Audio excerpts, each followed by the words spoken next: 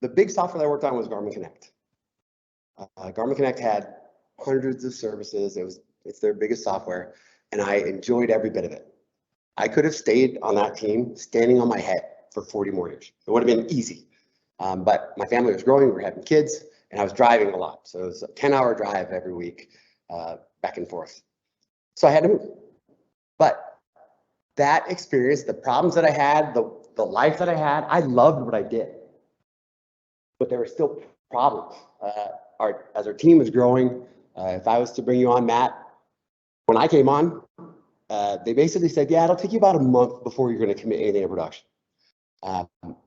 Garmin was the biggest company I'd been at that time. I said, oh, well, okay, that makes sense. You know, there's probably lots of red tape and all that kind of stuff. No, it was just a big monolith. It was just that crazy. We called it framework soup, Dojo and prototype and Scriptaculous. And then on the other side, there was not just Spring, but also Juice, like all the frameworks of all the things, because they were a startup and they said, just get it done, just get it done, just get it done. And they threw it into a big ear file and they said, yeah, take it abroad. Right? Yes, so it was a ear file, and the ear file is this big with a bunch of war files that were this big. And it was massive, and it was a pain. And you know, that was 2010 when I started. And right away, there was 4 of us. This is another fun story. I think it was my second week of working at Garmin. I had to fly to San Francisco into a startup, a space about this size where there was 25 employees. And they said, yeah, you're going to go and learn everything that you can while you get their access, right? Get their keys. Thanks for all the work that you've done over the past 2 years. Big tips. Big tips. So yeah, they were moving on to other places. Garmin said, hey, we would love for you to come back and move back to Kansas from San Francisco. And they, all 25 said, we'll stay. So that was kind of my introduction. A weekend, this company that they had bought, Garmin had bought, said, yep, all right, thanks, good luck. Bye, framework soup, and here, now go. It's going to take you a month to get anything committed. Good luck. 4 of us, monolith. No like onboarding, no training, just here's your scripts. There was a few people that had a couple of extra weeks on the project. Yeah, it was interesting, but you know, the uncomfortable outside of your comfort zone, that's where you learn, right? And that was it. I learned more in that whatever 6-year span than I did the entire previous 15 years in my career. So it was good. But as a developer, we were like, we didn't get that release done. We didn't push anything out. There were no new releases that first year. It was really fixing things. For example, we were optimizing the database for writes because there was more customers that were writing with this database. And the product is activities. You go for a run, it tracks where you went, how fast you went, all that kind of stuff. And when you're done, you upload it. In 2010, mobile devices wasn't really that big of a thing. You took your watch off, plugged it into your computer, and then you uploaded it. On the weekends is when people did their long runs. But every year, that number of people got bigger and bigger. Every year, we were having to figure out, well, how do we do this? And we optimized the database for those writes so that people's activities, their stuff was getting written. But then during the week, when everybody's not uploading stuff, they're looking and they're doing their reports, and I want to read, and how much faster am I? And then we were like, oh, it's broke, because we optimized for writes, and the reads were now breaking. So we were like, oh, okay, we got all sorts of problems. This monolith, and we got to do something. So we got a small group, we called it a Tiger team. That's kind of out of that GE, I think they kind of did that. I love the idea. It's a great idea. And we said, hey, we're going to do an experiment. And they did it kind of by the book. 4 weeks. Go into a room, we'll get your lunch, we'll do your stuff. 4 weeks, I want you guys to come out with a proposal. Tell us what we should do just to make it so that we can do more than 1 release a year. That's where we were. We had to do something quick. And microservices were becoming a thing. Docker was becoming a thing. Like, let's see what we can do. New features, we're like, hey, we came up with some ideas, and REST was a big deal. We're going to do this microservice type stuff. We didn't call it a microservice, we called it an isolated service. Like, hey, we're still going to break some code off so it's not deployed in the big ear. We'll deploy it separately, but it was still hitting the same database. That was a problem. But we were able to get releases out. right? So one of those war, we take it out of the air, we're gonna do development over here. That works. And as you go, you know, somebody says, oh yeah, hey, this is how we do an isolated service, and somebody else copies it. You're gonna say, oh yeah, I'm gonna copy that pattern, and I'm gonna grab that, and I'm gonna do the next one.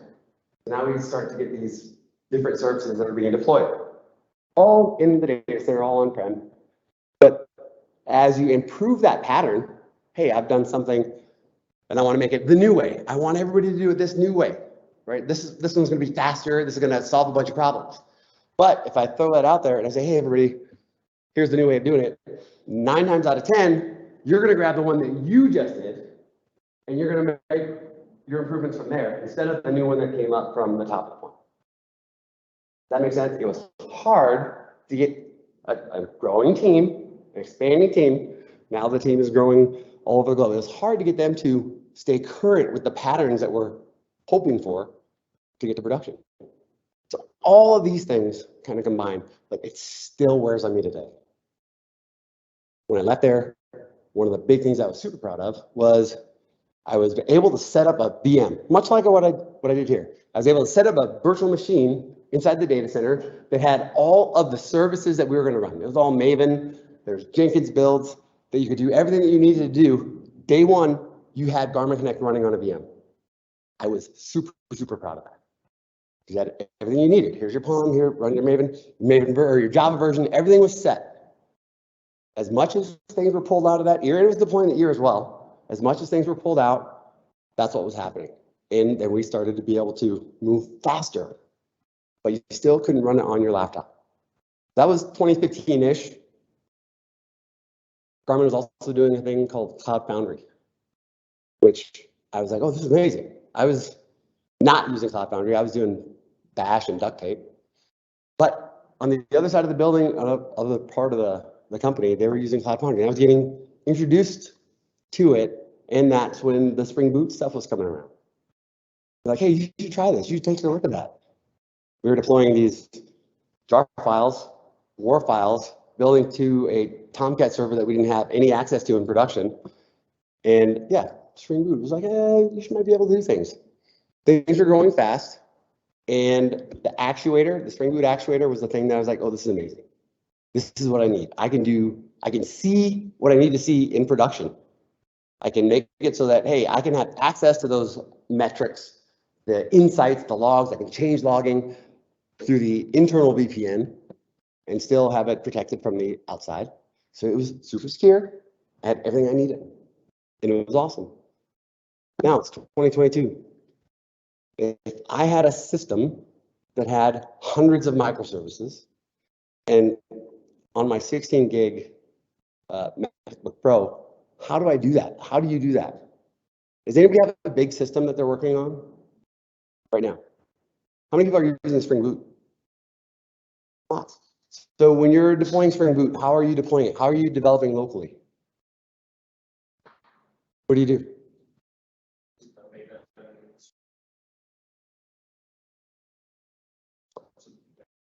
Yep. So how many services? Do any of your services talk to each other? So what do you do when you need to have more than one service talking to each other? Just run them on different ports? Yeah, or get the actual instance that's on. Yep. Yep. Shared. So I'm going to draw pictures now.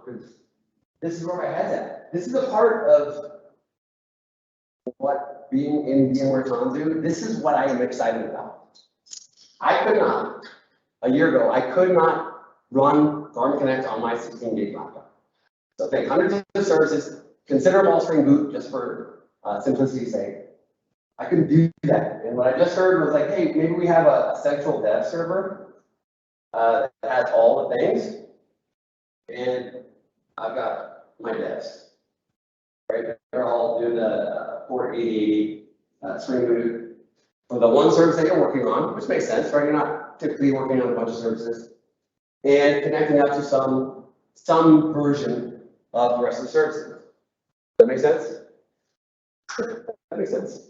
But it's 2022 now. The distance from here to here, unless you're back in the office 4 or 5 days a week, what I see global 2,000 customers, Fortune 500 customers. There's a lot of days that a lot of you aren't in an office. Go sleep. Go sleep. You're at home. Go sleep. You're on your laptop and connecting to that vSphere back at the data center over the VPN. That's slow, and that cycle is painful.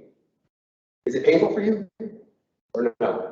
We have our stuff set up, we're remoting it to machines that are on networks, so that's still a pretty short clock. Yep. So I guess we're not feeling that pain quite as much. Yeah. So I've seen most of the models. Right. This is you at home, and then this is your box that's inside the data center. So that's close. What are you doing to connect? How are you doing? Are you doing a terminal? That's RDP. RDP is working. Oh, that's great. I've tried that. Right. That's I didn't feel like that was a great experience. Right. But milliseconds matter. Like I'm getting to this developer experience, and now this is where I'm at. This is why I'm excited, because all these things have kind of aligned with a developer experience. I have a 16 gig laptop. Recently, Tanzu, they made it so you can go up to, there's a Docker desktop. Does anybody run a Docker desktop? You can basically go in and deploy a Kubernetes cluster. Okay, neither here nor there, whoops. But that's slick, where I don't even have to do anything. Go, hey, I got a Kubernetes cluster. Kubernetes is a thing. Cloud Foundry was a thing that orchestrate all my things, right? I don't want to care about if it's a VM or if it's a physical box or where it's at. I just want things to work. I don't care. And Kubernetes is like the current abstraction. I still say that there are less people running Kubernetes in production than there are people that can spell Kubernetes. It's new, but it's valuable. It's a really, really cool abstraction, and I like it. If I want to do a lot of things, this is why we're here. I want to do a lot of things. I want to do more with less. That's what we're going to talk about, right? Like nobody has that unlimited budget to, oh yeah, deploy 1,000 VMs, no problem. Yeah, the Garmin story. Even at Garmin, I could self-provision my own VMs. Even then, I was doing it so much for our team of whatever it was 50 at the time. I had this access. I had this glue and this bash, and I had some keys to the F5, so I could start to like route traffic. I had these tiny keys that I was putting together, these different teams across Garmin, the networking team, security team, infrastructure team, and I was just gluing it all together. But even then, I was running them out of internal IP addresses. Right? Like who would have thought? I had 1,700 VMs with my name tag on when I left. And that was just, they weren't doing that. They didn't know how to do that. If you give somebody access to create things, they're going to create things. And that's what I did. I learned a few things from them. But now, does anybody have an unlimited budget for their infrastructure? Did anybody's budget go up this year for infrastructure? Anybody? Even a penny? No? Right? It's a thing. But is anybody not having to do more work this year? Does anybody have no work to do this year? No hands. So who has work to do this year? Everybody? Yeah, everybody. All the hands. We all have more work to do. We don't have any more budget. We don't have unlimited resources to do it, but we still got to get this stuff done, right? Yeah, it's amazing. It all comes together. I like getting into production.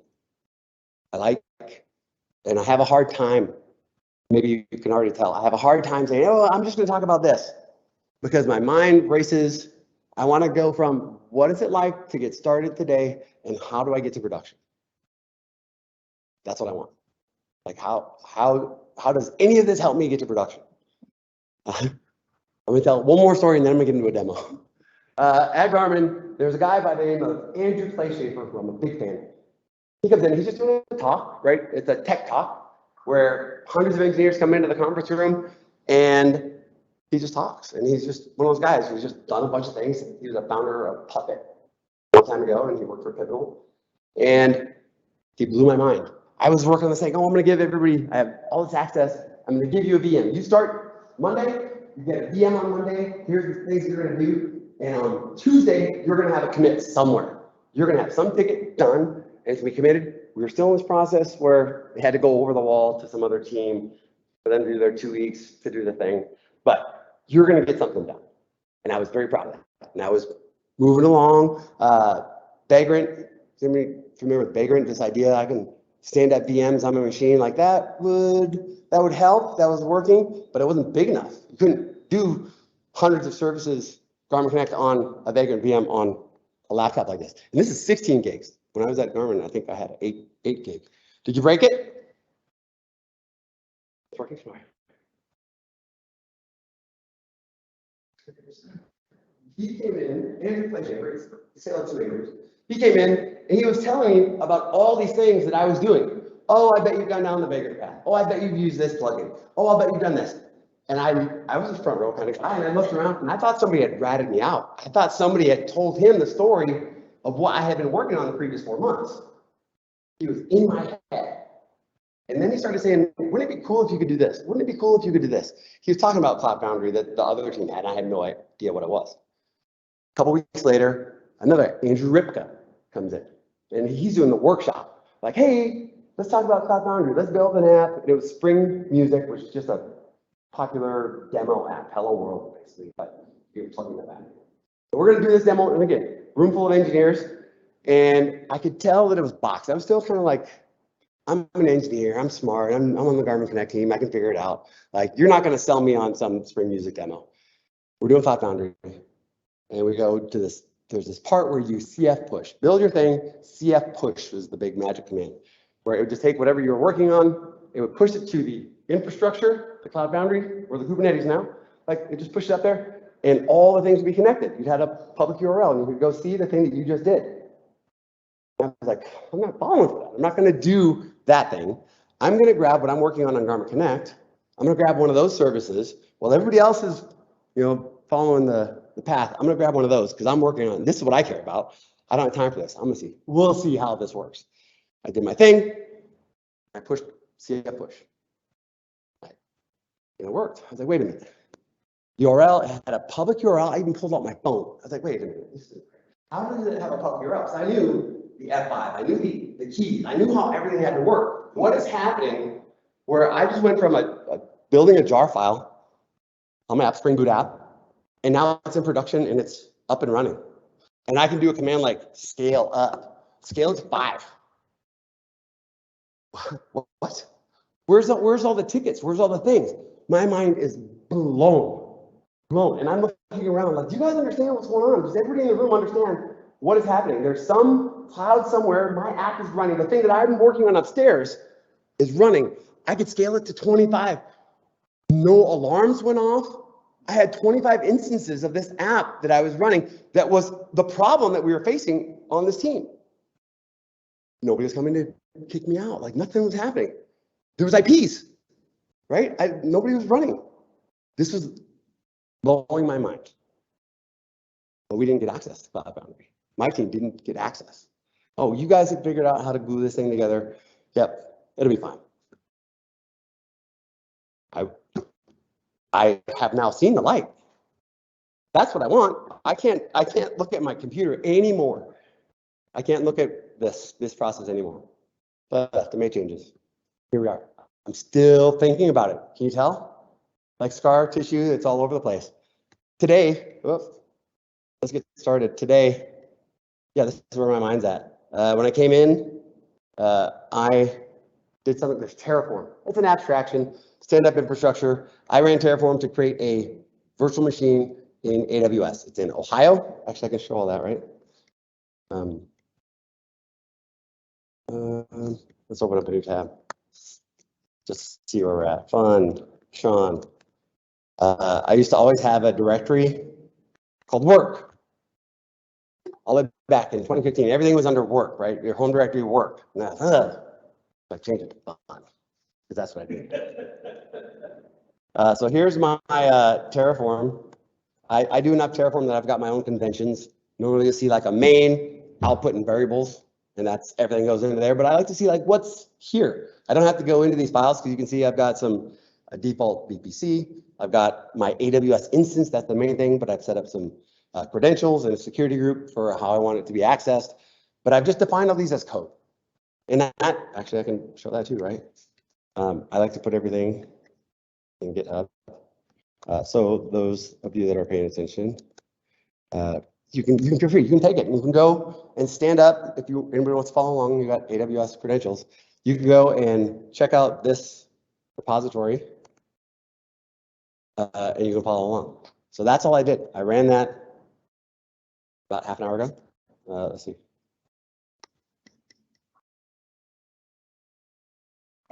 Just to start from scratch, 56 minutes ago. Time flies. And this is where I'm going to run my demo. It just came up. I automated it. There's the repository. There's nothing really here. Oh, here's my initializer ++. Let's tell that story first.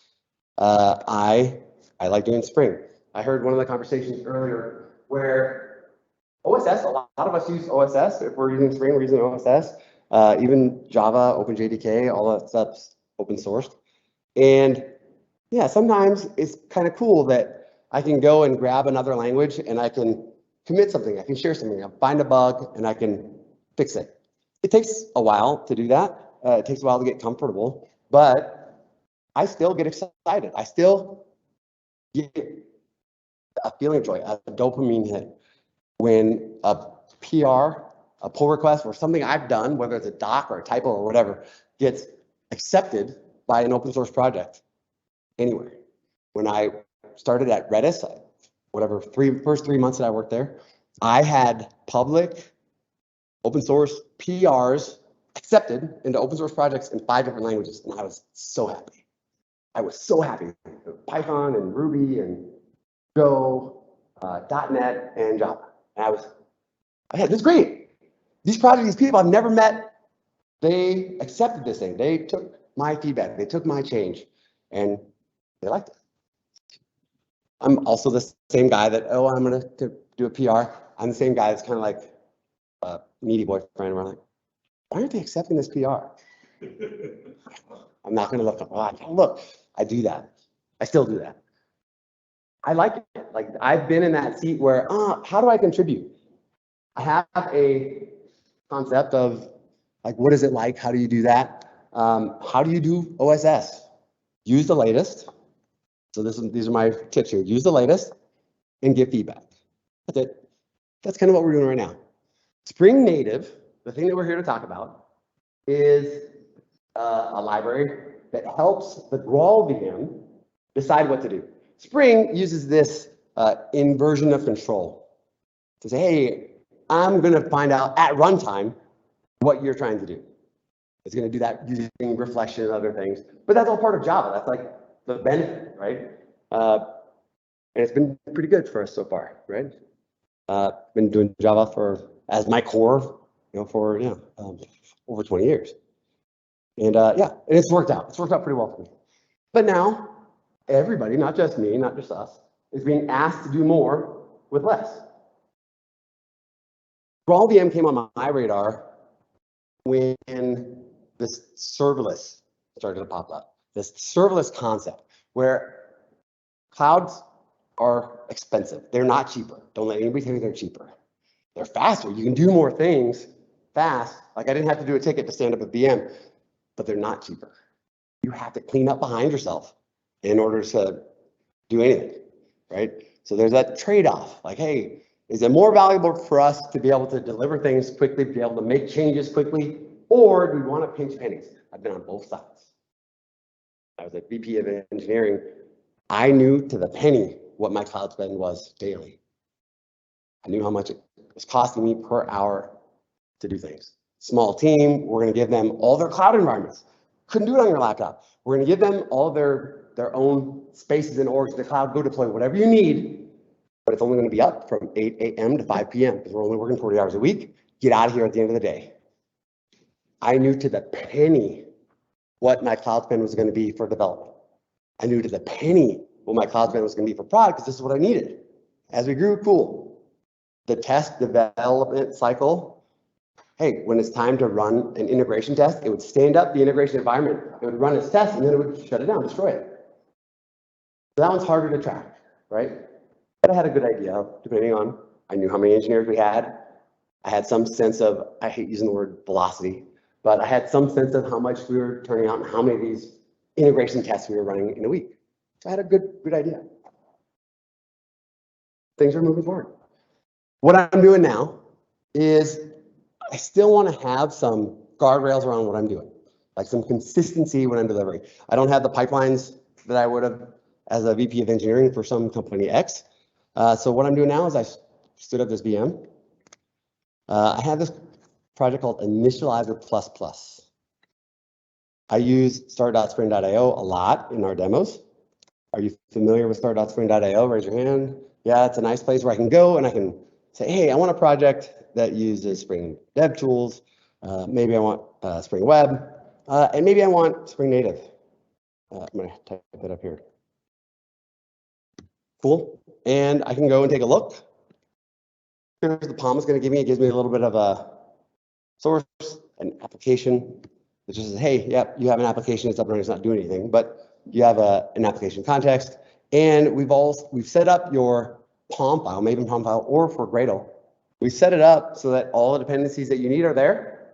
And one of the cool benefits about using Spring Boot and Spring Cloud is all of the dependencies are aligned, right? If you've ever done the dance of which version should I be using, that's a pain that I just haven't dealt with in almost a decade now, right? Because Spring Boot and Spring Cloud handles that for me. I know that if I'm following upstream, the things that I'm pulling in are going to be compatible. But not everything is in start.spring.io. What if I want to use something like Hazelcast or Oracle or other, right? What if it's something that's not available there? Then what do you do? What if that's the consistent thing that you're using across your company?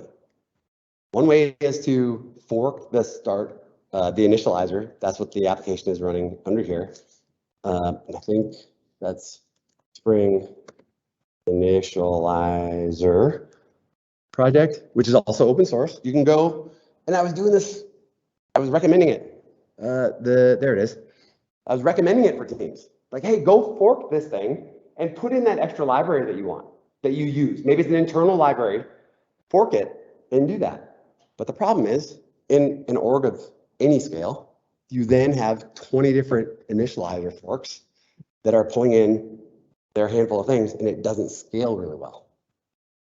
But I was recommending it, I'm sorry. So now, my friend Josh Long, he comes around and he's like, oh, this is great, you're gonna love it. He does a little demo, and I wasn't in the room, I showed up on something that he was doing for some other audience, and he was doing this Spring Shell.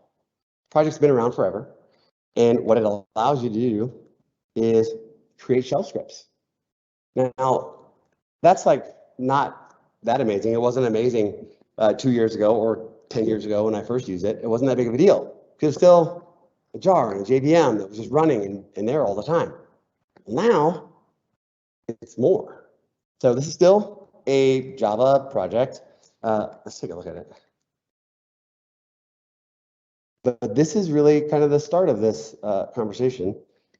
This is still a Java project.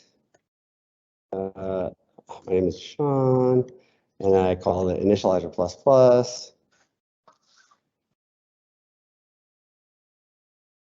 And this is what it looks like. I'll show you just the main class here. Hey, I'm going to write some stuff to files. I've got a class here that's a custom prompt, so you can see what I'm doing. And then I'm going to show a couple more pieces under there. My POM file commands. Okay, you just checked out something from start.spring.io, but start.spring.io doesn't have the library that you need. So make something consistent so everybody can get that latest version.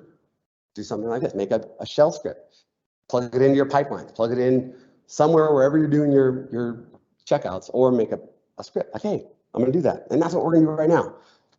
The thing that's different is this is not using a JVM. Now that I have Spring Native and I have this Graal, I'm doing it this way. So the process takes a little while, but I'm gonna just kind of highlight this. I have this native profile, and what that native profile is doing is taking that Spring Boot application, that Spring application, and it's turning it into a native statically compiled binary for this platform. So This is a Graviton VM, which is an ARM64. Does anybody understand ARM64 versus AMD 64 x86? This has been around for a long time, and it's starting to make, I think it was probably AWS, but then maybe bumped up again by Apple. These processors are a standard, so there's not like a single company that kind of runs it. It's a standard, so anybody can go out and make their own ARM64 chip. Here's the set that you need to implement, go have at it. But that process, that chipset is fast, and it's cheap, and it doesn't generate a lot of heat. So it does a lot of cool things. If you've been in the industry for a while, it does a lot of cool things for less. If you're deploying on a Graviton, and I hate to be an AWS advertisement, but if you're deploying, same thing. This VM is, let's look, 32 gigs. I believe it's 16 cores. Versus an x86 machine, 32 gigs, 16 cores. You're going to save 33% off the top. So if you're a company that has 100 VMs of whatever size out in production today, and you're using Java, using Spring, just without doing anything else, you can take those same workloads, because Java uses the JVM works on ARM64. You can take those same workloads, run them on ARM64, and save 33%. That sounds like a great idea, doesn't it? Like, how many times do you get told, like, hey, do you want to save 33%? Would you like to make 33% more? Would you like to improve your margins of some section by 33%? Because that's what it is. And there's companies that are eagerly adopting that. Oh, I can, right, 100 VMs, that's a startup. Like us and our allowance, we can afford 100 VMs in production. You probably afford 200 VMs, right? Like, we can afford that. But at scale, there's companies that have hundreds of thousands of VMs across the globe and across these different data centers and clouds. And to just say, hey, yeah, you want 33%? It's something. But there's more. But wait, there's more. I'm doing this on ARM64. I'm compiling it natively to ARM64. So let's take a look at what that looks like. I want to do the target. I built this on the way in. Here's the trade-off. So this is my my static binary compiled for ARM64. That looks like 511 megs. Works, but it's not. It doesn't have to be running, right? So it doesn't take the JVM. I can start it up. I can shut it down. It works. It works just like you would expect any other CLI to work. Is that? Yeah, 51, right? Let's do it with H, so we can read it, because I don't have my glasses on. Yeah, this one right here, 49 megs. Cool. Not that big of a deal, but to get that around is also not that big of a deal, right? I can give you that if you're running on ARM64. I can give you that. You don't need the JVM. It's one less thing you need to install, right? And you can take it for a spin. So I'm using this. So just keep that in mind. This is a CLI that I wrote, and this is what it looks like. If I do init, oh, did I build it? I did. Let me do this. Sudo cp.target initializer to user local bin initializer plus.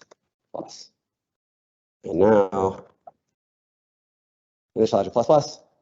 Part of I get it out of the box. So if I want to add, I'm making changes to a POM, I can do these things that I normally do with a project. I like this project called JGitBur. It's a Maven extension, but I can just, hey, I pull it. I can't get it from start.spring.io, but it's something I like to use in all my projects. I've got automations that are looking for those things. That's my conventions. But you can imagine your certificates, that internal library that you use, whatever it is. I check out, I can use start.spring.io, and then I can go and update that project. And that's what we're going to do. So that's kind of the start. Oh, I have that lock. Now we're here. That's initializer plus. It's there. So now it's on my path. Now I'm going to do this. I'm going to make a demo. That sound like fun? We're going to go in there and I'm going to copy this command from over here because I know that I'm running out of time and I want to go fast. Where did I put it? Here we go. Instead of going to start.spring.io, I'm going to be a little bit more consistent. And I'm going to use the Spring CLI, Spring Boot CLI, which I installed using SDK man. So I can do a lot of Spring Boot stuff with this CLI. So now I've got a demo zip, and I'm going to unzip that. Very much like what I got from the initializer, but I gave it a couple of things that I wanted. I wanted a cloud function and actuator. Cool, easy enough. If you've used Spring, this will look similar. Let's take a look at what that is. Just like the POM that we would have gotten had we done the same thing at start.spring.io. Okay, what I'm going to do now is I'm going to get init that directory. I'm going to remove the demo zip, and I'm going to add everything. Oops.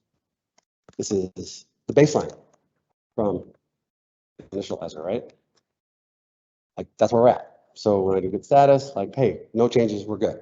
But now I showed you my initializer plus plus. Initializer plus plus. I want to do, let me see what I want to do. I want to do this hello world function bean.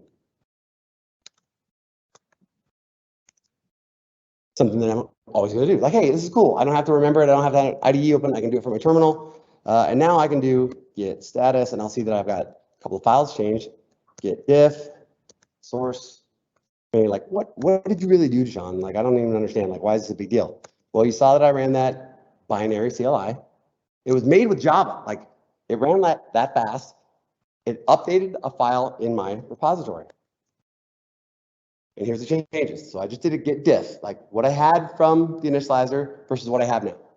Doesn't seem like that big of a deal. But if you've got patterns that you're using, a tool like that can be really, really valuable. Like, hey, on this team, we're always going to name things this way so that we have X, Y, and Z, right? Those patterns, remember when I talked about earlier, like how do you get everybody to adopt all the things, all the new stuff that you're doing? How do you get everybody to adopt it? How do you? It's hard, unless you make it super, super easy. I like to say, give them the easy button. So instead of saying, hey, here's what a cloud function looks like, and pointing them to some doc somewhere, right? Give them a bootstrap. Now you've got a cloud function. You've got something that works, maybe. So let's take a look. And because I did the initializer, I'm going to do Spring Boot run, right? That's how you do it. Download all the world, right? Download Maven. But still, for a swig of a Red Bull, not too bad, right? Remember, we're on ARM64. We had this thing that we just stood up an hour ago. Well, what happened? What happened here? It ran, but it didn't have anything to hold on to. Right? There was nothing for it to run. It's just, yeah, I know. But remember, Spring is looking to see at runtime, what are you trying to do? Right? So I'm going to do another initializer plus plus. That's not enough. That's not doing a whole lot for me. Except this time, I'm going to add a web profile. Wait, no, I'm going to do my init first, or I'll do my commit so we can see the diffs. Git add dot. Added a function. Yeah, cool. So now my status is good. And now I want to do my initializer. I'm going to add this web profile. And then I'll do git status. And we'll see that only one file has changed, git diff. There's a lot of red here because it did a lot of formatting. It sucked in that POM file, and it added some elements to it, and it reformatted it so everything is red. I apologize for that first one. But I'm going to scoot down here. These are the things that got added. There's a profile here. This web profile. What I've added is Spring Cloud Function web. What container, how do you want that to be deployed? Spring Web and Spring Starter Web, and that's for other stuff. All I needed was actually this. I need to give that function a way to run. I could have used webflux. Actually, I can do that same thing too. Instead of adding the web profile, I also have a webflux, right, for the things that I do. It just depends on what we're doing. So now, I should have done the diff first, but now I've got two new profiles at the end. I've got a web profile and a webflux profile. And there you can see I've only got the one. So cool, now we've got a way to run it. I can do either one. Oh, this is magic. Happy coincidence here. I can say, hey, I want to run this thing in web. It's going to do a thing. It's going to pull down some stuff. So we've got new profile, new dependencies. So we've got some new things to pull down. And it's going to do it. Oh, let's pay attention to this number right here. 1.735. So I can stand up. Nope, not that big of a deal. And let's go run some stuff. Yeah, I can do it anywhere.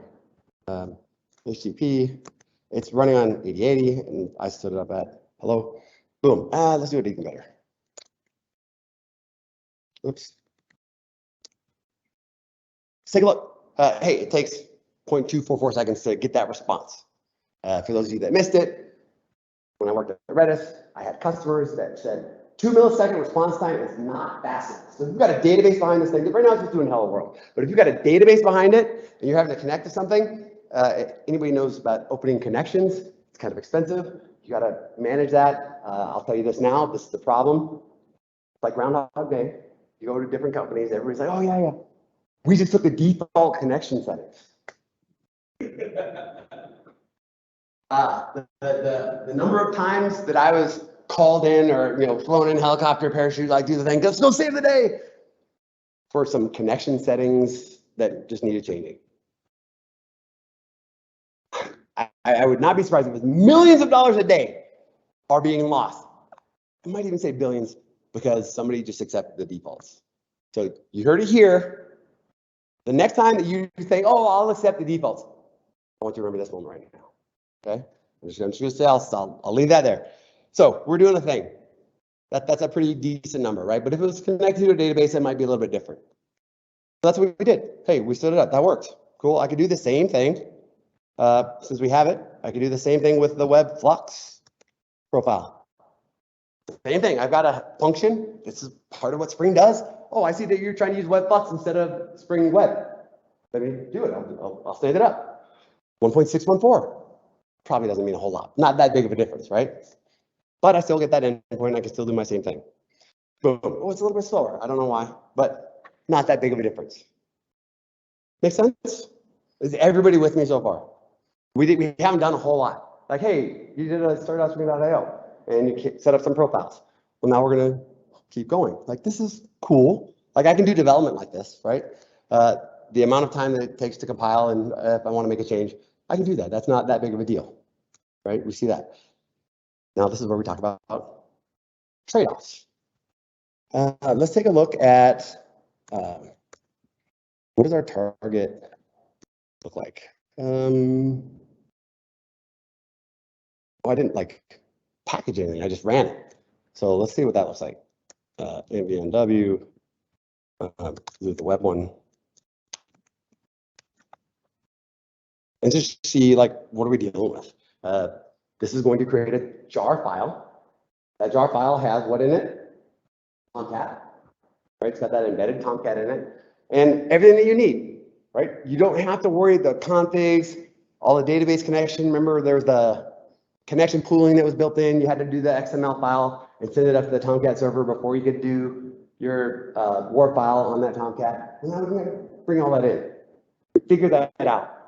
And Spring Boot makes it easy. It says, oh, you're using database X, H2 or Oracle or whatever. I see what you're doing. I've got some sane defaults. Don't take them to production. But I've got some sane defaults I can see, and I'll build it for you. You don't have to worry about that XML. We'll take care of it. We'll connect all the dots that we can figure out. That's what that magic, I don't like to use that word, but it felt like it in a good way. I understand it now. I understand what it's doing. Those patterns, how do you get people to adopt those patterns? Make it easy. That changed my life.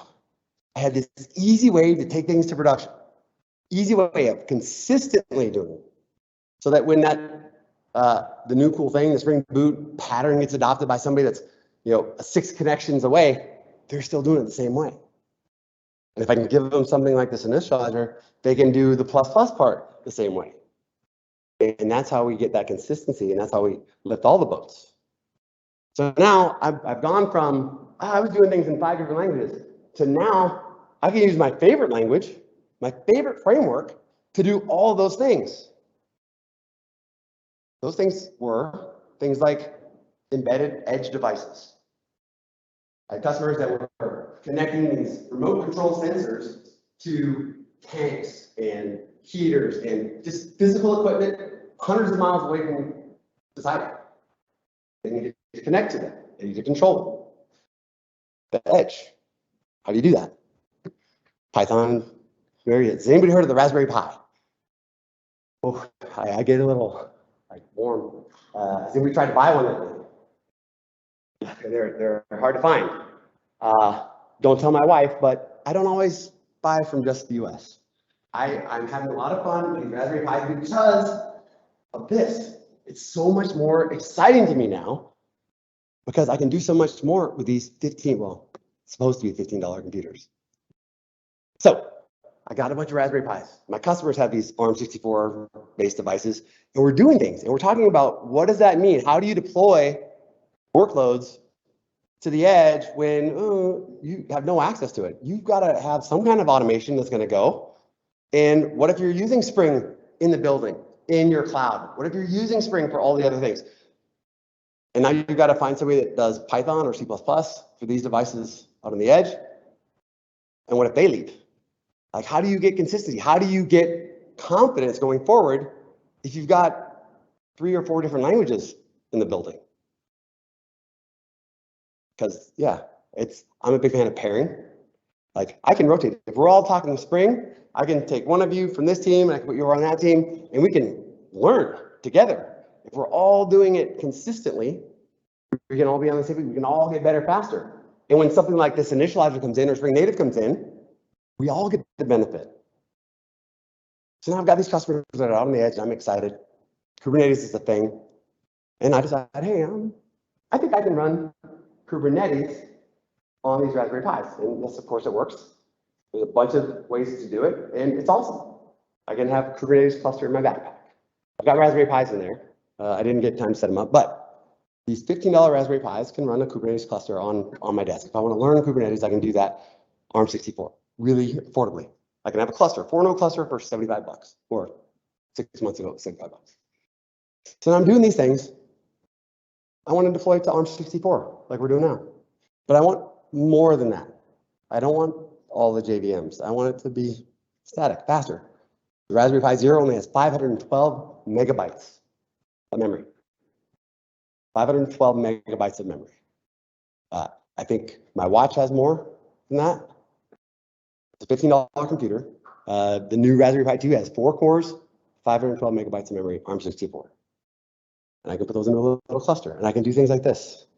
So now I'm going to add, and this is a trade-off, I'm going to add another profile. This is my native profile. And all I'm doing here with the native profile, oops, let me do this. I did that on purpose, right? Git, add dot, git, commit.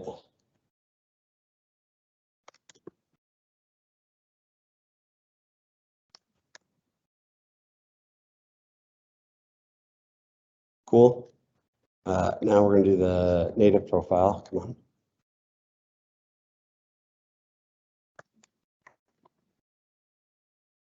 Just the one file changed. And here's our change. Now I've got a native profile. All of this is just like what I got out of Stardust.io. Slight change on where I'm doing stuff, but very similar to what you get if you grab the native dependency from Stardust.io. I set it up for the different pros. That's how I operate. I'm trying to show a demo. So similar stuff. Grabs a couple of dependencies, gives me some values. You can imagine if I wanted to push this out, I want to make this consistent. If I had these CLIs embedded in my pipelines, I can have that consistency. Instead of copy paste, here's what you need to do. When I see the wikis or the documentation, oh yeah, go there and copy and paste. That today makes me cringe. And actually, I got a little hot flash just there.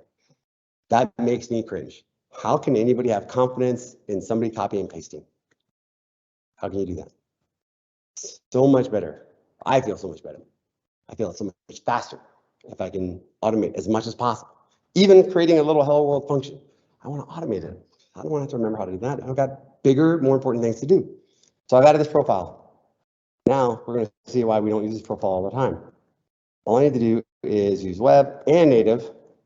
And I'm not going to punish you. I'm going to do -d skip tests. I'm going to build it using that native profile. Just going to pull down some stuff, and I'm going to skip the test. Wasn't a whole lot, but saves a little bit of time because the Aot, the ahead of time compiler, is one of those things that we added. It's going to look at the code, our little function. It's going to look at all of the things that Spring is doing. So Spring Native Library is trying to provide hints to the GraalVM. The GraalVM is a tool that it takes your Java code, your jars or source, and it compiles it to a native static binary. So it looks at, hey, here's all the things that I can tell from your Java code. It runs it, it's using reflection, and it's looking and say, oh, these are all the paths that I can figure out. And then it uses C++, GCC, gives you a static binary for whatever architecture you're on. So this is a Darwin x86 laptop. You might be running Linux, slightly different. x86 is a different architecture than ARM64, so you've got a different set of things that you can deploy. Right? Windows is also a thing. Anybody using Windows? No, yes. One. Okay. Safe. This is a safe place. But we have this now, this way of delivering static, but this is taking a while. Do you have time? Maybe take a hot lap, go grab a drink, restroom. Takes a while. This is why you're not going to make this a part of your day-to-day regular development cycle. Making a change and then doing this. But what we'll see at the out, okay, it took a little while to build. What's that? Yeah, that's a long time, right? I'm complaining about like seconds, right? But what we have now is I can run target demo. Anything else? I don't think so. I can run that. Oh, whoa, what's that number? You remember what the first number was? It was 1.735 seconds to start up. The second number that we did with Webflux was 1.6 something, right? What's that number? 0.1? Somebody do the math. Is that a 160% improvement, right? If you're at scale, I had customers that said, 2 milliseconds is not fast enough. If I can get it down to 1 millisecond, I make twice as much money on every transaction. So I can do twice as many transactions every T, right? So if going from 2 milliseconds down to 1 millisecond makes you twice as much money, if you're getting paid on a transaction, if every time that this function gets called, you're getting paid some fraction of a penny, and you can now handle 160 times more, that's more than a 33% improvement, right? So 33% improvement by going to ARM64 if you're out in AWS. Now you take the extra time to do the build part. I'm going to take a little bit more time to try to make a static binary, a smaller memory, smaller footprint that I can deploy to these ARM. Now I can also put more things on that box. I don't have a bunch of JVMs. If anybody's familiar with JVM, if you're putting in a Docker file, you probably want to give it 2 gigs. You might be able to squeeze it down to a gig if you're really, really awesome. I know you are. Like, this is the deal. Like, this is something that matters. Let's take a look and see if we can identify PSEF. Will that tell me? Demo? Wait, how do I find out how much memory that process is using? I could probably do it at the top, right? Let's see. It's not going to show up on my memory sort. because it's way down there.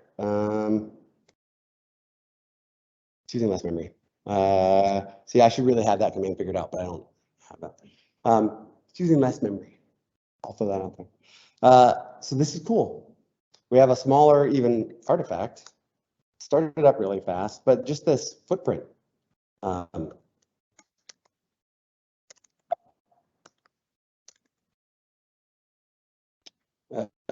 demo, I got a 63 or 68. Let's do that. Binary, 66 meg binary. But right before we had a 49 meg jar file, but that jar file had all the stuff in it, but it needed a JVM, right? So this is the trade-off. We put a little bit more time into that build to get a little bit different outcome at the end. The JVM has memory overhead. The binary doesn't. This idea of, hey, I want to stand stuff up. I want this function to be in the cloud and ready when I need it, when I'm ready to make money, when somebody's ready to send me some money. I want it to be up there and stand up when I need it and shut down when I don't. Servers, like there's nothing that's standing up 24/7 other than the cloud. I take this thing and I throw it in the cloud. If I was doing it before and I was doing Java or even other, right? If I was doing that before that startup time, that makes a big difference. Just that alone makes a big difference. This is the promise of GraalVM. It's not for every use case. Talked about the Aot compiler. Java, the JVM, has these cool things. The just-in-time compiler. It's got optimization built in to the JVM and say, hey, I can see that this same application, when it's running in the US, it's running this way more. And the JVM actually optimizes the path for the way that it's being run. Over here, and now, maybe you can tell that I've been burned by this. You have companies, they do a burn and a soak. Like, oh, we know that the JVM is going to optimize for this, so we're going to run this set of tests so it gets burned in. But that same set of tests is being ran over here in the US and over here in Russia and over here in China and over here in India. But it doesn't behave the same over there. So how come it behaves this way over here, but it doesn't behave that? Oh, it must be the data center, it must be the network, it must be something. The JVM was optimizing for that soak script because somebody, oh yeah, copy and paste. How do you get them the new stuff? Right, so there's trade-offs, but maybe you don't need that optimization. Maybe you don't have a whole lot of things that are happening all that 24/7. That startup time, the smaller footprint, I can do more with less. So I'm going to do another example. Does that make sense? Is there any questions? I'll pause right there. Is there any questions around that? Like this is kind of the GraalVM thing. We're going to look at your code and we're going to try to find as many ways as we can to figure out what it's doing.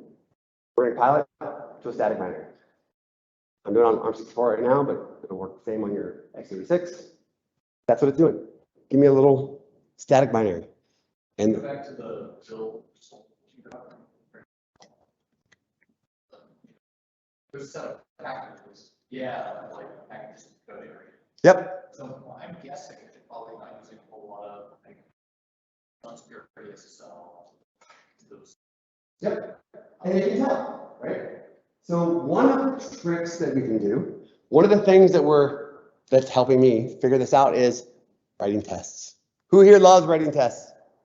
Yes, I'm a big fan. So now this is where my head's at, just to give you guys a sense. I like having these demos, but I have all of that history of these are the patterns that I want you to follow. I want you not to just have a hello world. I want you to have a hello world, bootstrap an example for somebody when they pull it out of your initializer, whatever that is. I want you to be able to start wherever you're starting from. You start with a hello world, an example, but also the documentation. REST docs, Spring REST docs is what I'm talking about. And then a contract. Right, most of the stuff that I'm doing is backend, not so much front end. I'm not doing a whole lot of Angular Vue, but this connects right with it.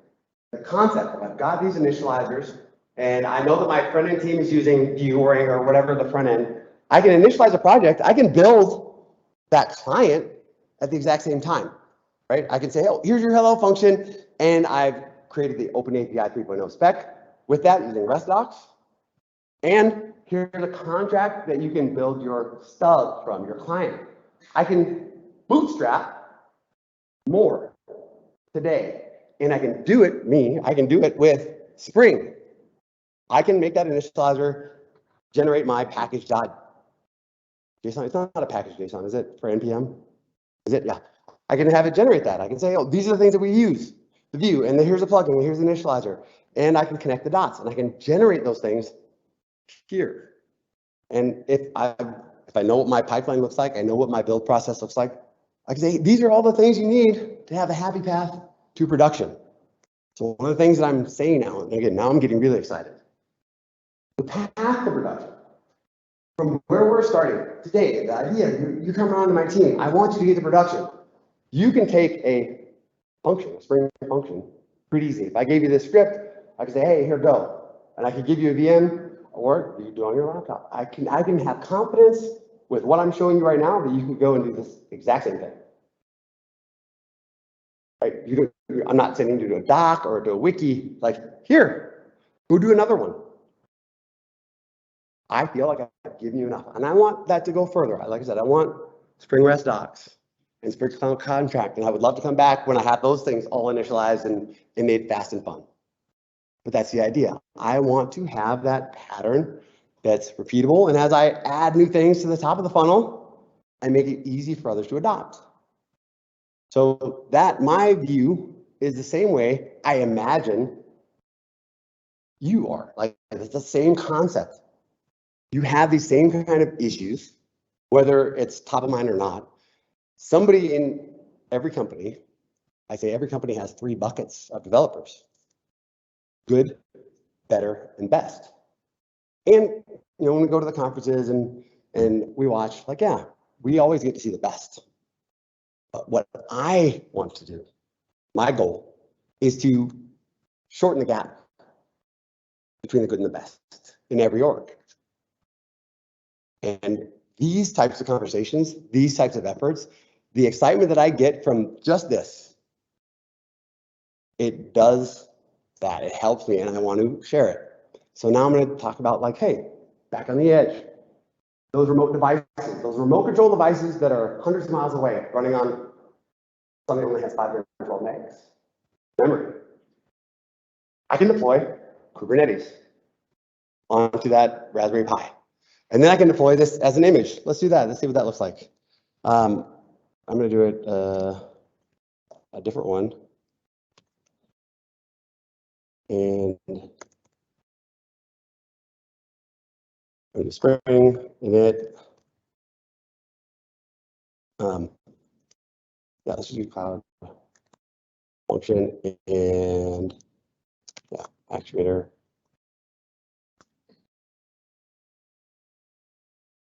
Oh no, and let's also do could be Spring native. Is it native? I don't know off the top of my head, but we'll find out. We'll do it live. We'll find out. I'm gonna actually I can do it this way too. Let's see if it got it. Demo 2. When's it?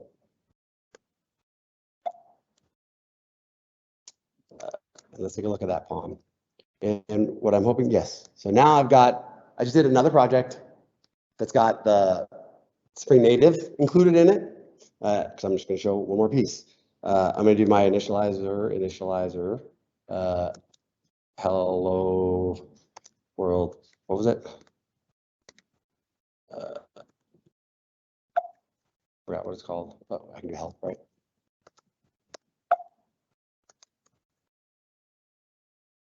World function bean. And now I've got my function. But this time, I'm just going to use the Maven, the Spring Boot Maven plugin. And I'm going to generate, this, remember, this is on the ARM64, so I got to make one more change. The Spring Boot Maven plugin has this concept of a cloud build pack, cloud native build pack. Has anybody heard of cloud native build packs? Heard of it? It's this concept. Has anybody heard of Docker? Docker containers. That idea, does that make sense? A container? Yeah? Docker containers are cool. They change the way we do things. I can have one box, I can have a bunch of these processes, and I can scale them differently, and I can control it. I can have different operating systems inside of these different containers. And as a developer, that idea was really, really cool. Like, oh, I really had it made up in my mind that I would rather give a Docker container that had all the configurations that I knew. It's my app that's going to production. I'm going to configure it the way I want it, and I'm just going to give you a Docker file. I was convinced that was the way to go. 100% convinced. So when I left Garmin, I went to the startup. Docker was a thing. I knew what I was doing. Spring Boot was a thing. Like, oh, this is great. I'm going to make all my own Docker files, all my configs. I don't have to worry about anything. Here's my Docker files. I can spread them all over the globe, and they would run. And they would run exactly the way I want them to. But what happens when a change comes out? What happens when there's a CVE, Spectre meltdown? Those are the things that are coming out. And I was like, oh boy, what do I do? How do I patch now these hundreds of Docker files? Well, I didn't have the machinery. I didn't have any automation to go and, replace all of them. And if I made a swooping, check out all the projects, update all the Docker files that they were being built with, and then commit, then my build system was broken for hours. If I made one change to all the projects, it had to go and start all over, edit that Docker file, commit that Docker file, now build the application, put that application layer in that Docker file, and then redeploy the new Docker file. I was a team of 3. And again, it starts, like, these are mistakes that I lived with that I had to figure out, like, what do you do? And then Cloud Native build packs came along. Cloud Native build pack, it's generating an OCI image, so it's Docker, the new version of Docker. What it does is it says, hey, I see you've got a Java app here, and you can just build pack, and it says, oh, I can understand a little bit. Oh, I see a pom.xml. I see you want to use Maven. You can pass the commands. You can say, oh, you want to use this version of the JVM. You can use Liberica or Corretto. You can pass some information in, but it can also give you some sane defaults and give you a build. But not only that, if you're doing Java, the team that's building that build pack, I'm going to reference Paketo, P-A-K-E-T-O. This is the one that we'll use, and I'll actually show you what that looks like. Paketo.io and Cloud Native Build Packs.io.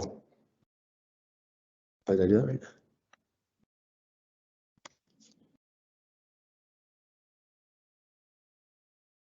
Buildpacks.io. So buildpacks.io, it's the standard, the framework, the ARM64 build packs. It says, hey, here's what you need to do. It was a partnership between a company called Heroku. Salesforce bought Heroku. Heroku was this developer-friendly cloud before developer-friendly was even a thing. The guys at Heroku came up with the 12 factors. The way, what should you be doing if you're delivering cloud native applications? Hence 12 factors. I'm a big fan of the 15 factors. Reordered them and added a couple more. But Heroku did some really cool things. They got bought by Salesforce. Pivotal did some really cool things. They had the cloud Foundry. They decided 2018, maybe 2017, we should join forces. Not the X-Men, not the Avengers. What are they? The Avengers? Is that what it is? Going back, yeah. We're gonna join forces. We're gonna come up with this concept of cloud native build packs that can run in Heroku, Foundry, or Kubernetes. It's an OCI compliant image. So it's just a Docker image, but we're gonna have some patterns wrapped around it. The idea here, the magic here is it separates out the layers so you don't have to rebuild everything from the top down.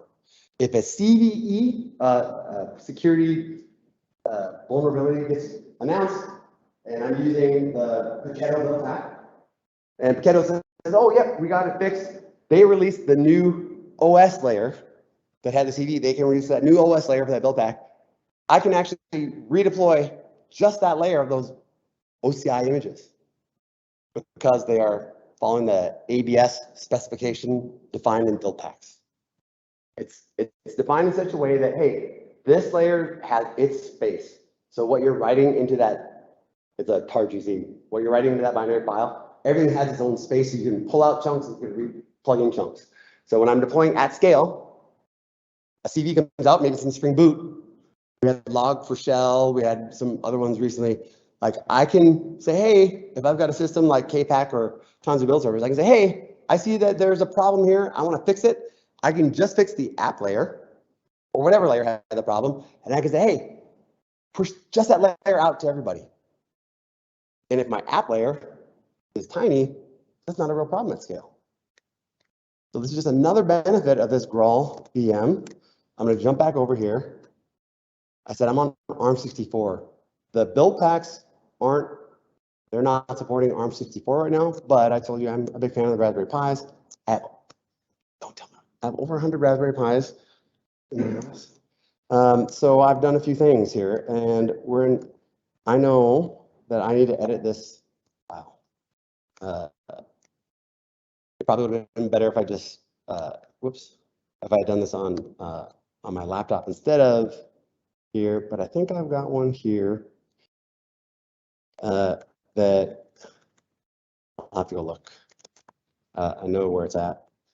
But this is an ARM64 build pack. Docker. Let's go grab it real quick. I don't remember the name. How about native builder? But I think there's another name I need. Spring Boot native Pi. I wonder what I'm doing there. I'm gonna just go grab this build pack version. So instead of, if I was using x86, this is the build pack I'd use. That's one that you get out of start.spring.io. But I'm trying to do a little bit more than that. So I'm gonna grab this one. So this is one I created. I used the ARM64 binaries and I did my thing. So let's replace that and then we'll go. And again, this is going to create a Docker image. -p native package -d skip tests. So new package is going to go download things, including the build pack, which is just a Docker image up on Docker Hub. That inside of it, it has the instructions and it's compiled for ARM64 to run this. I passed in. You get that out of the box. You get this BP native image true. It's one of those variables that you can pass into your build pack and say, hey, don't just build it. I got all the time in the world. Don't just build it for a JVM image. Build it for a GraalVM image. I want a static binary coming out of this. So that's what that flag does.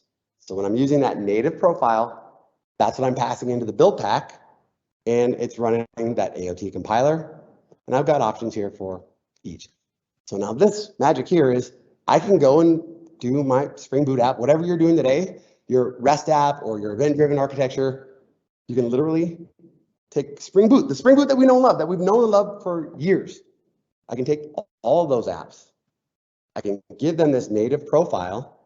I can compile most of them down to a static binary that can run on a $15 computer and it can sit in the window of all of my kids' rooms. And it's tracking plane transponders. It's got sensors for the humidity and temperature and air quality, because I'm a dad. And these little devices are all glued together with duct tape and solder and sitting in my kids' rooms. They're all power over Ethernet. Tiny little blobs of sensors and antennas in each of my kids' rooms. And they're doing it all with Spring Boot. I am a happy dad. I am a happy dad because I've gone down the path of trying to teach my kids how to do the Minecraft or the Roblox and all that kind of stuff. They always Python. I'm like, I'm going to get it, but I can't have that joy where I've got to go and learn that other language to then go and teach my kids something so they can do on this $15 computer, right? Like, I volunteer. I'm happy to give away, and maybe I should do that. I'm happy to give away the Raspberry Pis because it's exciting. And now it's more exciting because I can generate these images 50 seconds, and now I should, I don't think I didn't install Docker. So it must have just been on the AMI image already. But if I go Docker images, oh, you know what? I did it wrong. I did the package, so that gave me the native binary. I want to do this. I don't have Docker installed. So let's try it over here. It did the thing. Let me grab another one. I can't tell where my screen is. I'm going to just go over here and just grab another project and just kind of show. Just do Spring, native, hi. And then I'm going to do NVN W, HP native, Spring boot image is what I want to do. Okay, use the GraalVM, but I want to create an image, and you can do that with any project. Anything you're grabbing out of there, the Spring Boot, Maven, plugin. Build image, sorry.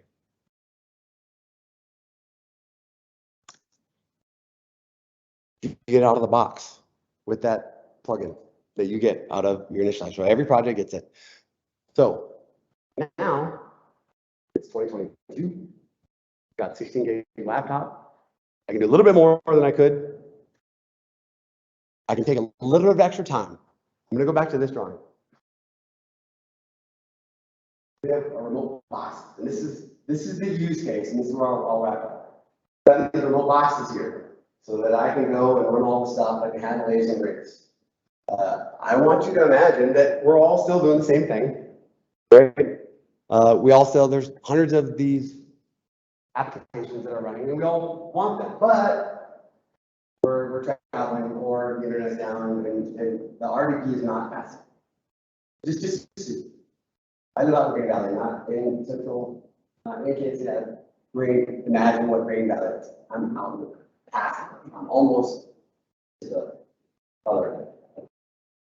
This idea, a terminal is fine. Right? I'm not really super fast on the terminal, as you can see.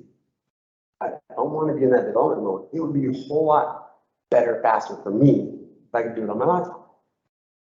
If I have time, I do a commit on that, and I've got some automation somewhere. How would I draw that here? Got some automation. Say, hey, that repository. Once you've done your commit to some branch, I'm going to build this image. I've got time. I've got resources up here. I'm going to build that image. And I'm going to take that image, that Docker image, that OCI compliant image that's natively compiled for whatever, and I'm going to build it into a registry where I'm going to do my security scanning and all that kind of stuff. And I'm going to make it so everybody can use this thing. Instead of passing around a jar file, jar files are big, they're a little bit smaller, OJUG, you can do more. I'm going to pass these images around. And on my box, I'm running Kubernetes, and I hit the button and I said, hey, I want a Kubernetes cluster. And with Tanzu, I can say, hey, there's this thing called Knative serving. There's just a package that's out there where I can say, I want all of those applications, all 100 of them from everybody. I just want them here on my laptop. But how? DaShaun, like, that doesn't make sense. Well, they're smaller. They could be running all the time, but I don't even want that because there's hundreds of them. I don't even want them running. With something like Knative serving, I can say scale to 0 when it's not being used. I'm doing development on this one application, but I want everybody else. I want all the latest and greatest. So I'm always pulling it down from those images. Hey, it's doing machinery, getting those images. I can say, yeah, give me the latest. In Kubernetes, I can say, yeah, go pull it. Like, make sure that I got the latest. I can set up that cron even to go make sure I got the latest of all of those, even if they're dev images. Pull them down. They're only 60 megs. Even if we're pushing out hundreds of changes a day, it's only 60 megs. That's a whole lot faster than the RDP connection. And because they're Foundry build packs, it's only the layer that changes. So of that 60 megs that we're passing around, that's the OS layer. I don't have a runtime because they're statically compiled. All the stuff, I've got plugins, all of it. It's just the layer that changes. So I'm not even passing around the OS part. So it's something less than that 66 is getting passed around. So all the changes that we're doing, the machinery is running in the back end, generating these tiny images. We're only going to get the changes for the layers that change, and we're going to scale to 0. So I can have 100 of these things running, scale to 0 while I'm doing my development. But when I want to run my integration test, it stands up and it executes Let's see if that one, did it finish? Wait, oh, it didn't exist. I have to do native ARM or AMD 64. I apologize. I wish that would have been a nice slam dunk at the end. I have these images. I can scale them to 0 in my development. I can have the latest and greatest everything that everybody's working on, but on my laptop. That's why I'm excited. That's why I'm at. This is my joy. This is what I'm doing. I have all these cool places that I can now do Spring end to end, whether it's out on the edge on the little device, on the sensors and all the stuff. Everything is Spring for me. Those applications, the projects that I'm doing with my kids. It's my daughter's birthday today. I came here on my daughter's birthday because that's how excited I am. She turned 6 today. That's how excited I am about this. I got to have breakfast with her and we did all the fun stuff. Her parties this weekend, so I didn't miss that. But this is literally how excited I am. I enjoy doing this with my kids. I enjoy doing this with the community. And with everything else that VMware is doing, I really enjoy the place that we're in as a community, as a Java community, as a Spring community. I enjoy the opportunity that we have in front of us because this gets really, really exciting. I don't have to RDP. I can do things wherever I'm at. There's still a lot of people that are working from home. Not everybody. Still a lot of people that are working from home. Things change. And I know that if I'm reading things correctly, we're more productive than ever now that we figured out that we can actually work from home. But yeah, there's still a lot. That's part of the benefit of my job is I've been able to work with these companies all over the place. It does feel like Groundhog Day sometimes where they're banging their heads on the same things over and over again. But I have to remind myself, well, this isn't the same company. Yes, we dealt with that yesterday, but it's a different company. The same problem. But these are the things that get me excited. That I have now this image, the same image that I can deploy wherever I want. And the plus version is I can actually take an ARM64 native image and an AMD 64 native image. So I can put them into a manifest file. So I've got one image that I can deploy to whichever architecture. So I could give it a Darwin x86. I could give it a Linux x86. I could give it a Windows. I could make a manifest that has the layers for all the operating system and architecture combinations. And I could, yeah, we're all good.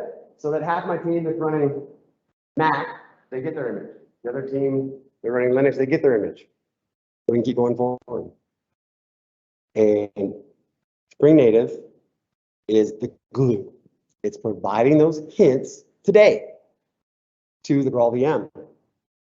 Tomorrow, later this year, we heard talk of it, Spring Framework 6 and Spring Boot 3 are coming out later this year. And they're going to have all the Spring Native stuff built in. They're having to do a rebase. They're having to say, hey, we can't make this backwards compatible like we have done for so long, so well. We had to make a decision, the Spring team had to make a decision that in order to keep up with the way that things are going these days, everybody's being asked to do more with less. We're putting stuff on $15 computers out in the wilderness, right? Like, you have to make some changes, and they did. And it's amazing.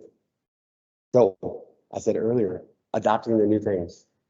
Take it for a spin, and know that all the things that you get out of Spring Native are going to be embedded. They're going to be a part of, baked in with Spring Framework 6 and Spring Boot 3. And we're just getting early access to it. Everything that we learn from using Spring Native, we're just baking it right into the next generation of the Spring ecosystem. That's it. Later this year, I think if I go to calendar.spring.io, and I'm not the guy that's doing like, why haven't they called me? I do office hours with my teammate, Dan Vega. And the way we do office hours every week, the time kind of changes, but it's Spring office hours. Any questions that you have with Spring Native, Spring Data, Spring Security, anything that you have, it's an open forum to go to somebody that we're there. It's live, it's on Twitch and YouTube. And you can come and ask us questions. Every week we're gonna have a demo. We're always gonna look at the calendar, let you know what's coming. The rant that I'm on right now is like, hey, if you're taking updates, who in your company is reading the release notes? There's a lot of crazy things breaking in Kubernetes. And everybody's like, oh, well, if you hadn't told me about that, I would have broke. Somebody should be reading the release notes. Don't take the updates before you read the release notes, right? That's it. And what we're trying to do with the office hours is read those for you. Explain, like, here's some of the things you might run into. Somebody needs to do it. We're just trying to help. But there's always what's coming, what's been released. There's always going to be a demo, something new, something cool, something maybe not released yet, but we're going to show you the differences. And then there's always a Q&A. Yeah. So we have a question. We have a couple Yeah. of questions online. Let's go. For people watching online. Awesome. Thank you for joining. Yeah, so you can I have the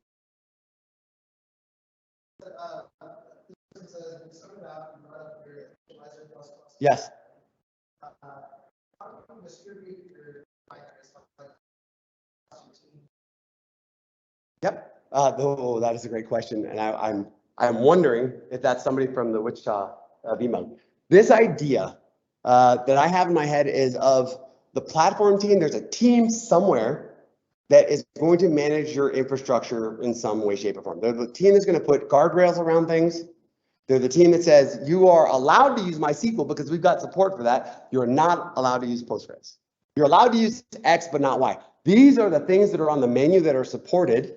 There's some team that says that. And that's the team that's going to say, here's your packages that you can run. They're going to give you that. That's a hard problem to solve, right? I talked about the Spring initializer, doing the fork, and yeah, plugging those things. This process is a little bit easier to distribute. Because if I go to my GitHub repo, oh man, if I'm using, I'm going to go to that GitHub repo. You can see that I'm pushing out releases, and they're on my GitHub repo. It's a great way to deliver new stuff, right? And I can say, hey, go grab the latest. I can use a tool like Vendor from Carvel, carvel.dev. Vendor is a tool where I can say, hey, yeah, go grab the latest version of tool set. And I can have it point to my GitHub releases, right? These things, where did I put it?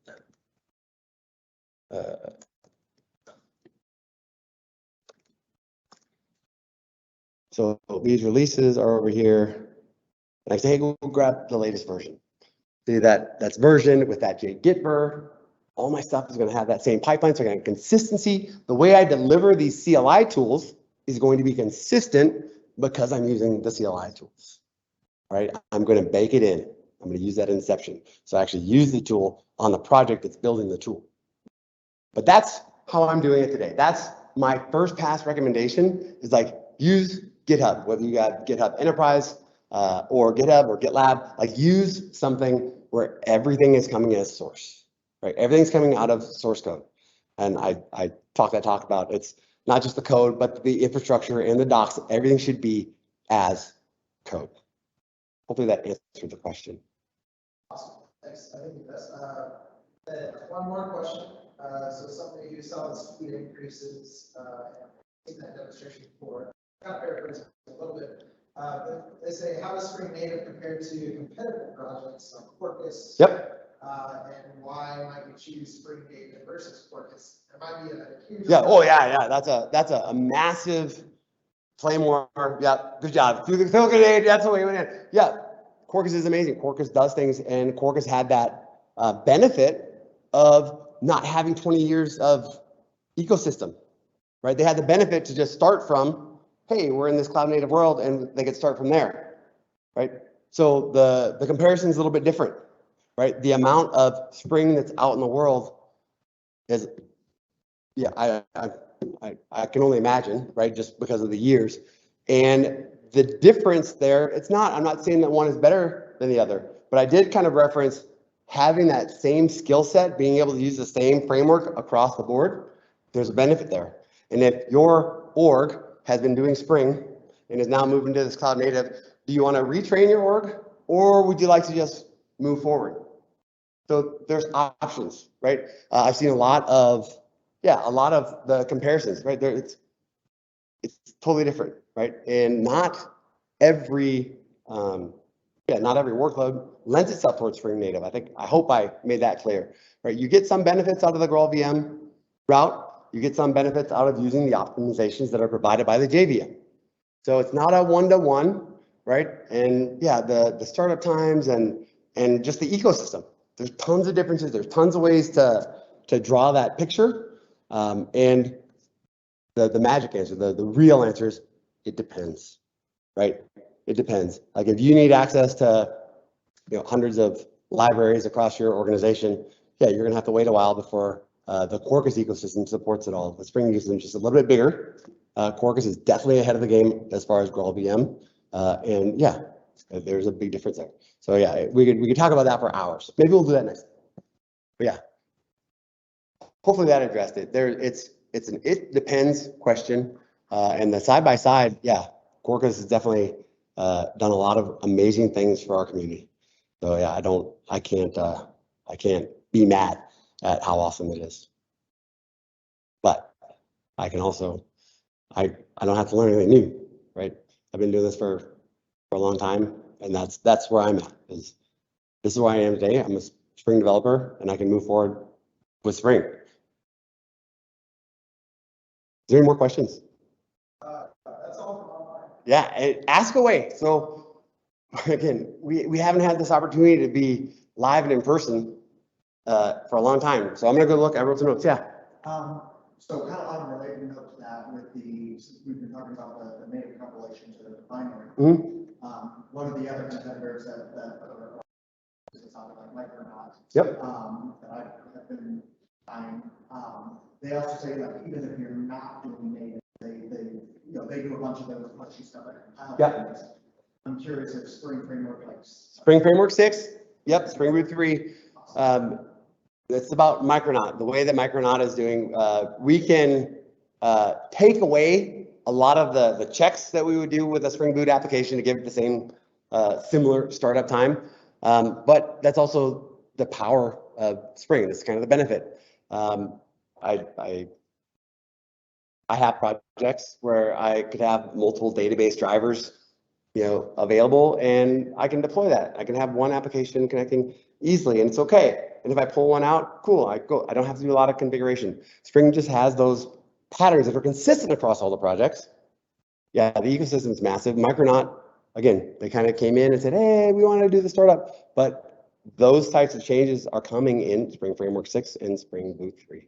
And then, so does that kind of work as like a middle rest, the Aot compilation takes so much longer? Yep. But doing just a little bit of the reflection work at time is a little bit quicker than Aot? Yes, and I don't know the details as well as I should, but the idea is we're not going to rely on as much of the reflection out of the box. We're going to provide more hints out of the box so that those types of processes can be done completely, right?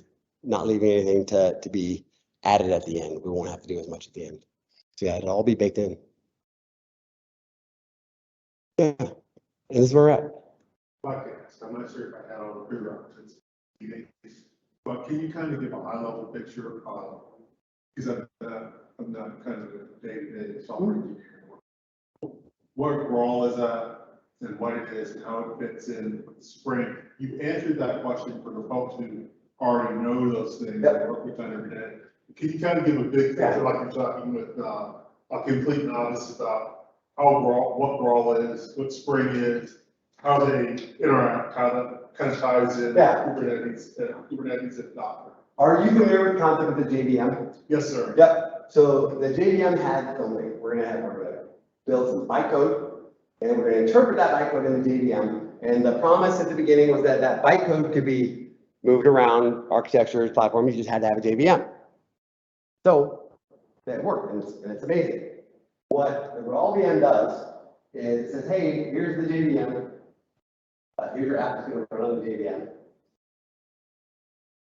What the GraalVM is doing is saying, hey, I'm going to analyze that application that you're building for this JVM. I'm going to figure out all the paths of it, and then I'm going to turn it into a static binary.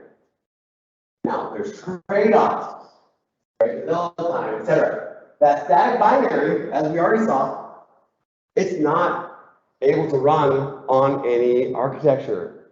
It can't be migrated from x86 to ARM64. Right? That's one of the trade-offs. right? And yeah, it sounded like an awesome promise back when we said, hey, yeah, we're gonna be running apps on our toaster. It sounded like, oh yeah, that's awesome. Yeah, just need a JVM. But now, still, it's 2022. We only have 512 megabytes or less with some of these devices. And the JVM, which we thought, oh yeah, things are just gonna grow and we'll have plenty of memory on that toaster. Right? Today, the toaster probably doesn't have much more than 512 in, right? That's the difference. That's where we are. That's where we are from this static binary concept is I'm going to go ahead and say that I don't need my output, my app, I don't need it to run on any architecture. I'm going to optimize for where it's going to be in production. That makes sense. Kubernetes comes into the picture where the deployment, we're abstracting the infrastructure. So here we say, hey, I don't even need a JVM. Kubernetes is, yeah, I don't really care, right? As long as Kubernetes is the abstraction, I want this application to be deployed and managed by Kubernetes. Kubernetes is the orchestrator. Provides a level of control. Yeah, so I'm going to call it a control plane. And this control plane is just, think of it as a box processor, it's a thing. If you're using Tanzu, you're running a Docker container, but it's an API. Here's how we're going to deliver things. It abstracts the hardware, the infrastructure away. An API. And then it can have these worker nodes. But the workload, that binary, I can say, hey, I want this image to run on a worker node, but that could also be on the same box. It could be on the same $15 computer. Kubernetes gives you that abstract. Hey, I need more of these workers. I need to scale out. I can deploy more infrastructure in the cloud or in the data center, 700 VMs. I can do those things and know that my application can scale up with it. As long as I'm following that API, the Kubernetes specification, I can consume these cloud infrastructure, internal private cloud infrastructure. I can consume it in the same consistent manner. So as a developer, as an architect, as a platform team, I can say, this is the way that we're going to deploy things to Kubernetes. We don't have an unlimited budget, so I want you to make things small. And maybe we're doing serverless stuff. I can have these different patterns for how we're going to deploy things. I can even deploy monoliths to Kubernetes. Right? I can still deploy that massive gear file to a node on Kubernetes. Depends. But that platform team is providing the guardrails for how we're going to deploy things. They're working with our architects and our cloud centers of excellence to determine, hey, what are the patterns? Because we want everybody to get the benefit of what we're doing and trying to move forward. We're trying to move forward faster. We're changing applications. We're rewriting. We're trying to get away from Salesforce. We want to land on something that can allow us to scale faster, deliver faster. Kubernetes, an abstraction that allows you to do things on your laptop the same way you're doing it in your cloud. So that you can connect the dots. As a developer, out in the day-to-day, the real world, I've got things that I need to do, and I'm doing it with Java and Spring. And I'm building stuff, and I'm doing it on my laptop, and I'm using Knative serving, and I'm scaling to 0. I have the entire application, Salesforce. I have all of the Salesforce systems running on my laptop, but they're scaled to 0, and I don't need them. Kubernetes and Knative serving handle that. They make it so that, oh, I'm making a call to the user lookup service. So what was the one? The help desk user lookup service. When I actually need the data, it stands up in 0.1 seconds and fetches the data. And then it shuts down after 5 seconds of not doing it. So as a developer, that page path to production. I want things, this is one of the 12 factors. I want things on my laptop to look as much like production as possible. With GraalVM, with Spring, I can start to do those things. I can deliver consistently on the Kubernetes that's running here, the same way that I'm delivering Kubernetes in the data center or in AWS or GCP or whatever. That help kind of connect? Yeah, I got a little question. Yeah. Because you probably kind of mentioned Spring, but you didn't really, I didn't really get it on that. Now, Spring is just a repository for providing microservices, the repository of microservices. Spring Or is a collection beyond that? Spring is a collection of frameworks and patterns, Okay. cheat codes that allow you to build apps quickly. And when you say framework, you're talking about a library framework versus an architecture framework. Yep. Yep. So it has, we looked at Spring Cloud Function is what we did today. It's a abstraction around functions. Things are going to run in a certain way, or find a way of, I can ask for one, I can get none, or I can have streams of data as a function. It can be serverless, where it can stand up, answer the call, and shut down. That function abstraction, I ran it locally on my AWS ARM64 VM, but I can also take that same workload, that same function, I can deploy it to AWS. Actually, I'll show that real quick. And that always runs in the content. I'm going to do it. Always runs in the content. Yes, so the way that we built it, we had the web or the web plus. How are we going to connect to it? Is it going to be streaming data or RESTful data? I'm going to make those decisions. With Spring, I can take that same hello world function and I can add a different adapter. I'm going to show you that real quick. I can add an adapter, the Spring Cloud function AWS adapter. I think it's here. Spring, the framework, the group says, hey, you're going to follow this collection or this pattern, and we're gonna handle the differences for you. Let me go back to this one, and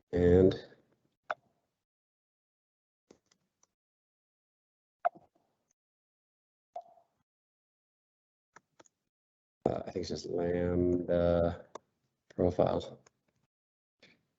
The same git diff. The same function that I wrote, I can, by giving it a different profile, the AWS profile, the Lambda profile, AWS has their own serverless function platform.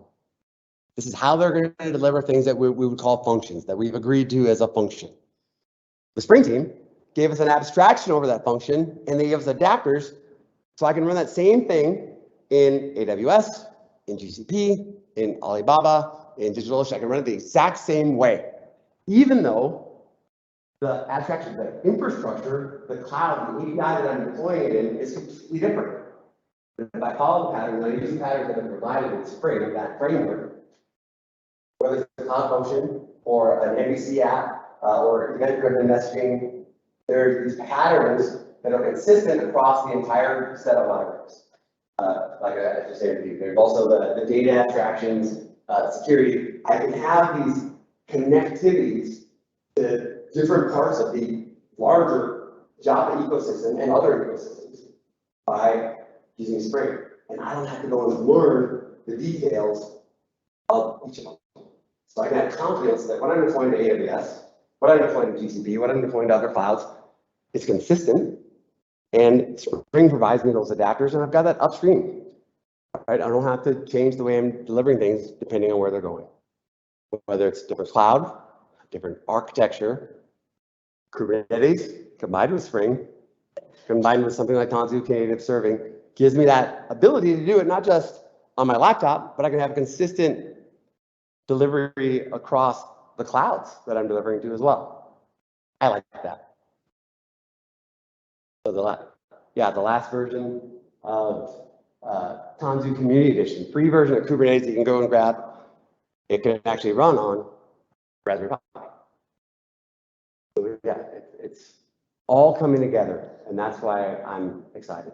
But all these things, oh man, wouldn't it be nice? Starting to get all of these things.